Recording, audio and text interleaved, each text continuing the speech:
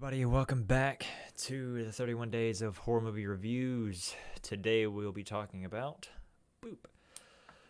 Shudder's Haunt. Uh, this movie was weird, to put it simply. While the trailer plays up here, I'll briefly describe the the story of it. Pretty much, it's your classic slasher film to a new little twist on it, with a group of, I believe, college kids going to a haunted house that they find a random flyer for and begin to be traumatized throughout as they realize that it becomes real. Uh, the It has a little bit of background stories that are neither here nor there, really.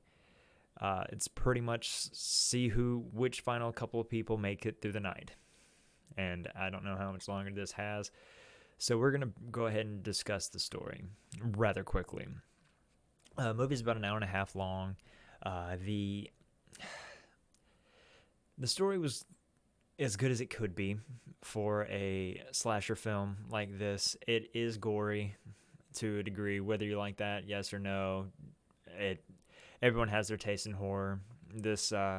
What they did with this that made it more interesting, though, was everything took place in the haunted house, which is really creative and unique. And it shows some of the, whether it be twisted or unique ways that they could bend this haunted house to their will. I say to their will. It's still everything man-made. Everything's still human, like human-made. There's no magical wumbo-jumbo involving this one. There was just... We'll talk about the story and go ahead and give the rating system up here. The story had a lot of unique things about it, but there were things in it that was added unnecessarily. Like, there was two characters in it that weren't even needed unless to show as a friend of mine and I, we watched it and we discussed that one was literally just to show that things are getting real as of this point. This is where you know things are going badly. And the other was just to tie up a loose subplot early on that it really didn't play a part in it, maybe to mislead somebody.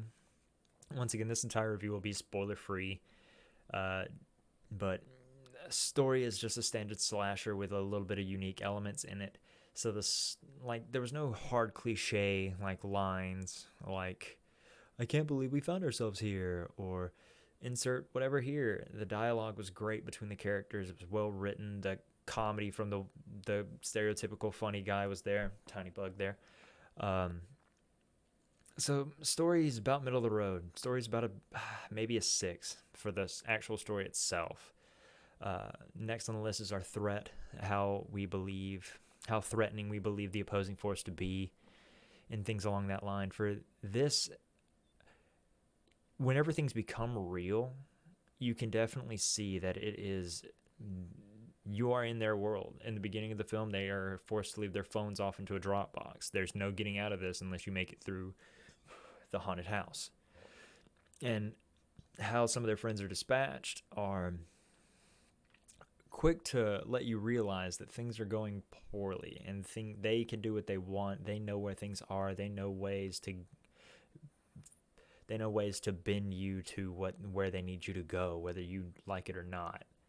So the threat on this is about a 7. They were threatening figures. They weren't something you could poke and make fun of in that case.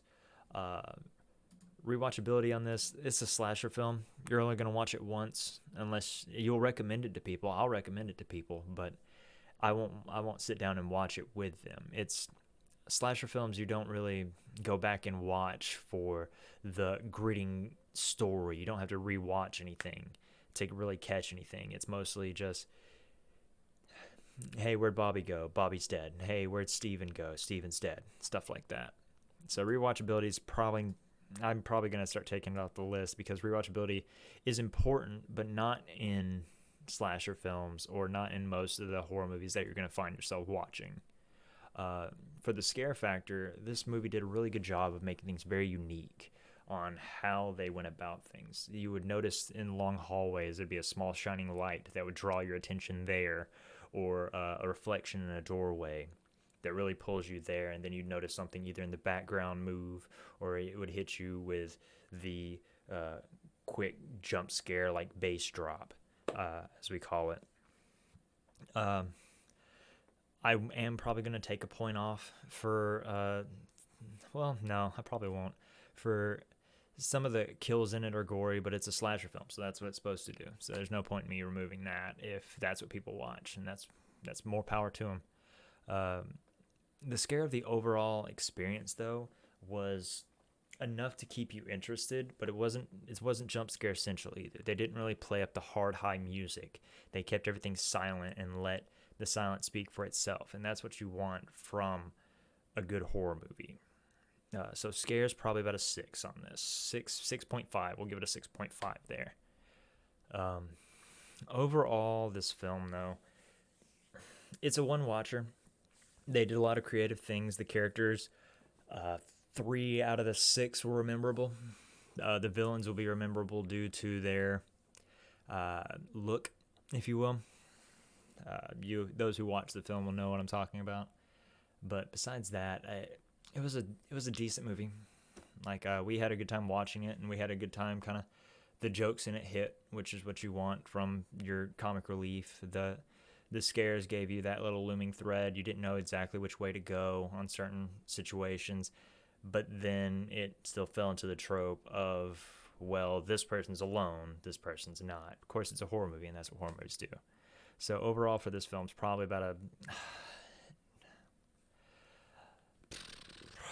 a 6. I'm taking off for some of the unnecessary goriness to some of the showings. Like, it does the same thing A Quiet Place does at one point in time, where it added it unnecessarily. So this one's about a 6. Like, it's an enjoyable first watch for those that don't watch a lot of horror movies, a lot of gore movies. This will probably fall into that little. You'll remember this. You won't want to go alone. You probably won't want to go to a haunted house. Not that you can, it being quarantine. But yeah, that was Shudder's Haunt, 6.5. Like, it was a solid film. Yeah, I enjoyed it. It's fun to watch a group of people and try to make a game out of it, probably. But yeah, that is episode 4 of 31. And I'll catch you guys on episode 5 when I get finished watching it. Take care, guys.